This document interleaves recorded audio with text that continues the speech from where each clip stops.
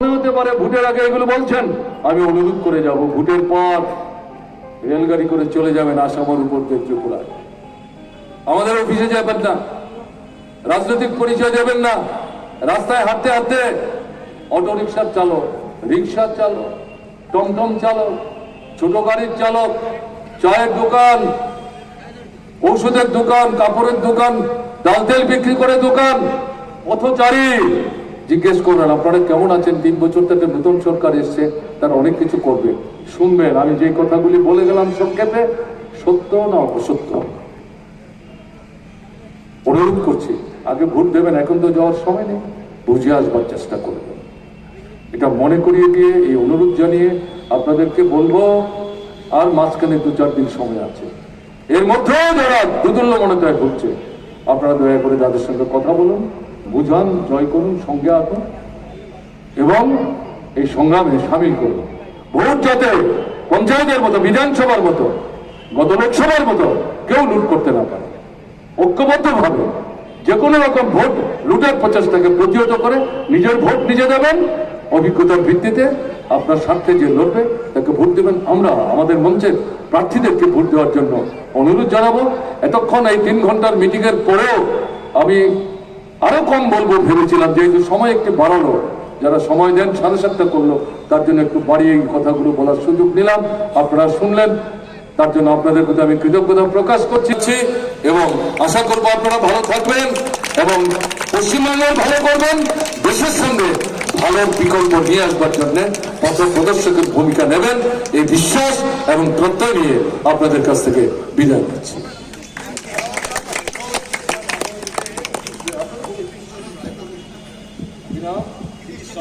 হ্যাঁ, তাকে চেনেন আপনারা, লালে লাল হয়ে আছে।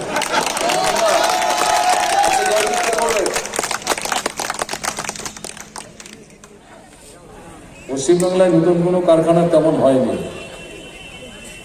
ঘরে ঘরে চাকরি, কোথায় চাকরি? সরকার তো নিয়োগই বন্ধ করে দিয়েছে, পরীক্ষা নেওয়াই বন্ধ করে দিয়েছে। কথা বলতে গেলে পরে আক্রান্ত হচ্ছে, পুলিশের কিছু করার নেই, নির্দেশ কি করবে? পুলিশও মানুষ, উপায় থাকে না। এই যে পরিস্থিতি, জিনিসের দাম বাড়ছে, টাকার দাম কমছে, কেন্দ্রের সরকার একটার পর একটা রাষ্ট্রবিরোধী, জনগণের স্বার্থ বিরোধী ভূমিকা নিচ্ছে। তৃণমূল পার্লামেন্টে হয় সমর্থন করছে, না হয় ওয়াক আউট করে পরোক্ষে সমর্থন জানাচ্ছে। এগুলো আপনারা জানেন।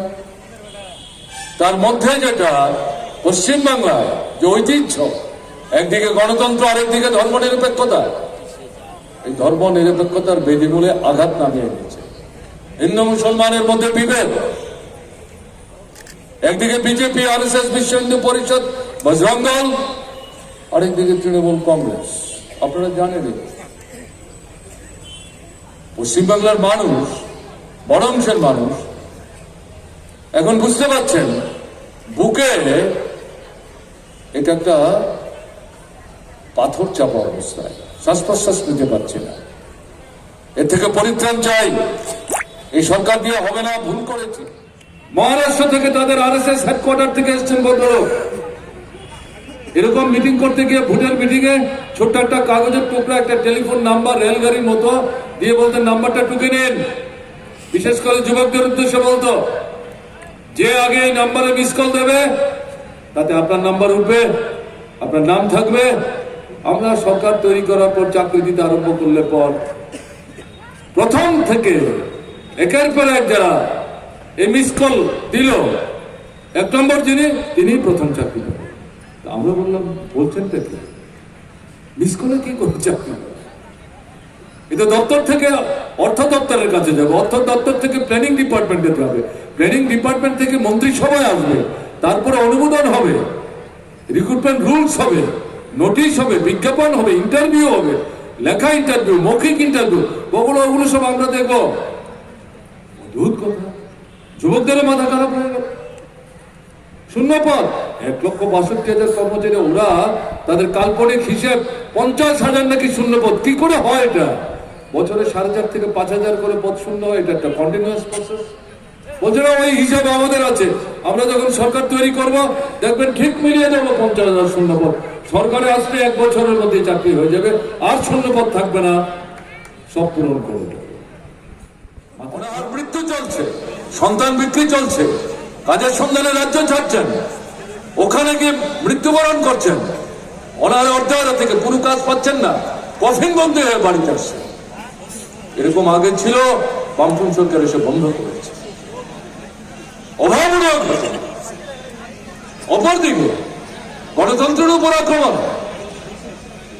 বুলডোজার দিয়ে যেদিন সরকার তৈরি হলো, যে বুলডোজার বামফ্রন্ট সরকার কিনেছিলেন রাস্তার জন্য, স্কুল বাড়ি, কলেজ বাড়ি, হাসপাতাল বাড়ি তৈরি করবার জন্য মাটি কেটে, পাহাড় কেটে, সেই বুলডোজার নিয়ে মাঝবাড়ি কমিউনিস্ট পার্টির অফিস মাটির সাথে মিশিয়ে দেওয়ার জন্য সরকারি কর্মচারীদের পাঠালেন। কি 40 বছর আগে খাসের জায়গায় অফিস বাড়ি তৈরি হয়েছিল, এটা নাকি বেআইনি। মানুষ তৈরি করেছেন, ব্যক্তিগত না। মার্ক্সবাদী কমিউনিস্ট পার্টির অফিস, কমিউনিস্টদের অফিসে কি হয়? গরিব মানুষ যান, সমস্যা নিয়ে যান, পরামর্শ করেন, দরখাস্ত লিখে দেন, কোন অফিসে যেতে হবে বলেন, সঙ্গে যান, দাবি সনদের উপর ভবিষ্যৎ দিনে আন্দোলনের কথাবার্তা হয়, লড়াইয়ের নেতৃত্ব দেয়। এটা কোনো ব্যক্তির না, এটা বুলডোজার দিয়ে ভাঙতে শুরু করে। শয়ে শয়ে অফিস বুলডোজার দিয়ে একরকম ভাঙছে, আর এমনিতে আগুন দিচ্ছে, তালা লাগাচ্ছে, ঝান্ডা নামাচ্ছে, দলীয় ঝান্ডা তুলছে, লুটপাট করছে। আপনাদের এখানে তৃণমূলের শাসনে হয়েছে, বামফ্রন্টের নানা দলের নানা শরিকের অফিস। এখন মানুষ তালা খুলছে, নতুন ঝান্ডা তুলছে, দরজা খুলছে, ডেকে আপনাদের নিয়ে গিয়ে বলছে অফিস করুন, আমরা আছি। তৃণমূল কংগ্রেস বামফ্রন্ট সরকারকে উচ্ছেদ করেছে। সোনার বাংলা তৈরি হবে, নূতন প্রতিশ্রুতির দলিল, আকাশের চাঁদ তারা পেরে দেওয়ার মতো। মানুষ বিভ্রান্ত হয়েছিলেন, মোহগ্রস্ত হয়েছিলেন। এর মধ্যে নন্দীগ্রামে গভীর ঘৃণ্য আন্তর্জাতিক এবং জাতীয় প্রতিক্রিয়াহীন শক্তির চক্রান্তের প্রতিফলন ঘটেছে। সিঙ্গুরে কারখানা 80% তৈরি হয়ে গেছে, ওটাকে উঠিয়ে দেওয়ার ব্যবস্থা হয়েছে। শুধু হতাশা না, এটা বিভ্রান্তি। এরকম জায়গায় চলো পরিবর্তন করি, আমাদের ক্ষমতা দাও, আমরাই নতুন বাংলা তৈরি। 10 বছর হলো, অভিজ্ঞতা আপনাদের। বাইরে থেকে মাঝে মাঝে আমরা আসি, দূর থেকে যেহেতু রাজনৈতিক আন্দোলনের কর্মী, খবর সংগ্রহ করতে হয় কি চলছে। কৃষক অসহায়, নতুন কারখানার বন্যা হবে বলেছিল, সিঙ্গুর চলে গেল, সেই ছোট গাড়ি তৈরির কারখানা গুজরাটে। কি করলাম? এর থেকে বেরিয়ে আসলাম। এই সুযোগ বিজেপি নিচ্ছে, RSS, বিশ্ব হিন্দু পরিষদ, বজরং দল, দুর্গা বাহিনী নিচ্ছে, নেতা প্রধানমন্ত্রী, সহযোগী স্বরাষ্ট্রমন্ত্রী। এই যুগলবন্দী গুজরাটে 2000 সালে মানুষের রক্তে রাজপথ রঞ্জিত করে বাবরি মসজিদ ভাঙার পর যেমন একবার ভারতবর্ষের মানুষের মুখে কালি লেগেছিল, গুজরাটের 2000 সালের ঘটনা পৃথিবীর দরবারে ভারতবর্ষের মানুষের মুখে আরেকবার কালি লেপে দিয়েছিল। এরাই এখন ঝাঁপিয়ে পড়েছে পশ্চিম বাংলায়। তৃণমূলের দুর্বলতা, ব্যর্থতা, তার প্রতি মানুষের যে আস্থাহীনতা, এই সুযোগকে কাজে লাগানোর জন্য স্লোগান কি? আসল পরিবর্তন। ডাবল ইঞ্জিনের সরকার তৈরি করে দিন, আসল পরিবর্তন নিয়ে আসবে। ডাবল ইঞ্জিন মানে হচ্ছে কেন্দ্রের সরকার, রাজ্যের সরকার, বিজেপি সরকার।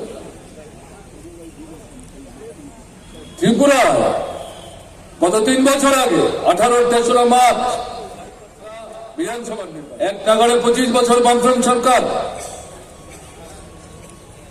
20 বছর ত্রিপুরার মানুষের স্নেহ, আশীর্বাদ, সহযোগিতায় মুখ্যমন্ত্রীর দায়িত্ব আমাকে পালন করতে হয়েছে।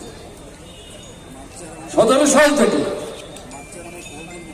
প্রধানমন্ত্রীর নেতৃত্বে বিজেপি RSS বিশ্ব হিন্দু পরিষদের নেতৃত্ব ঝাঁপিয়ে পড়েছিল হিংস্র হায়নার মতো ত্রিপুরার মতো ছোট্ট রাজ্য, 40-42 লক্ষ মানুষ, 60 সদস্য বিধানসভা।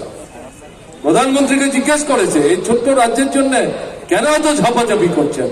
বলে রাজ্যটা ছোট হতে পারে, কিন্তু এটা আমাদের সামনে পথের কাঁটা, গলায় আটকে আছে, বিকল্প দেখাচ্ছে। পশ্চিমবাংলা যেমন আগে পথ দেখিয়েছে, এখন নাই।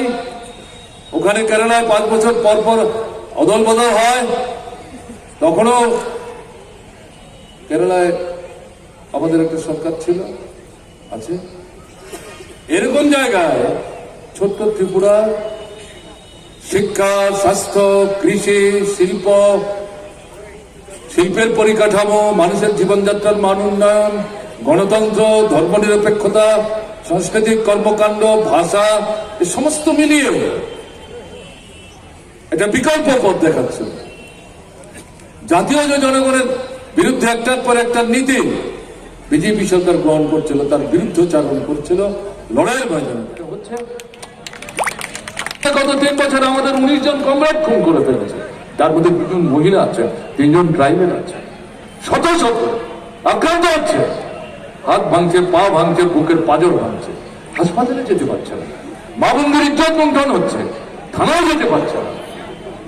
আক্রমণকারীরা থানায় বসে, কোনো থানায়, সব থানার কথা বলছি না, দারোগার বাবুর সঙ্গে বসে চা মিষ্টি খাচ্ছে, ওখানে গিয়ে আবার আক্রান্ত হচ্ছে, থানায় লকআপে আটকে রাখছে। দেখা গেছে লকআপে এই সময়ের মধ্যে 3 জন 4 জন অস্বাভাবিক মৃত্যু, মানুষ বলছেন পিটিয়ে মেরে ফেলেছে। জেলখানায় বিচারাধীন বন্দী, অস্বাভাবিক মৃত্যু, মানুষ বিশ্বাস করতে পারছে না কি করে অস্বাভাবিক মৃত্যু। আইনের শাসন নাই, জঙ্গলের শাসন কায়েম হয়েছে। এটার নাম হীরা রাজত্ব। আর আপনাদের এখানে সোনার বাংলা তৈরি করবেন, এরাই স্লোগান দিচ্ছেন, এই প্রধানমন্ত্রী স্লোগান দিচ্ছেন, বিশ্বাস করবেন সর্বনাশ হয়ে যাবে। পঞ্চায়েত ভেঙে দিয়েছে, দুর্নীতি রাজত্ব কায়েম হয়েছে, পঞ্চায়েতের ভোট লুট করেছে, লোকসভায় 2 আসন আমাদের প্রার্থীরা 11 বার আক্রান্ত হচ্ছে, 50 ভাগ ভোট লুট করে নিয়েছে, 2 আসন জালিয়াত করে দখল করেছে। আমি পরপর 4 বারের মুখ্যমন্ত্রী, এবারও বিধায়ক, বিরোধী দলের নেতা, 16 জন আমাদের বিধায়ক।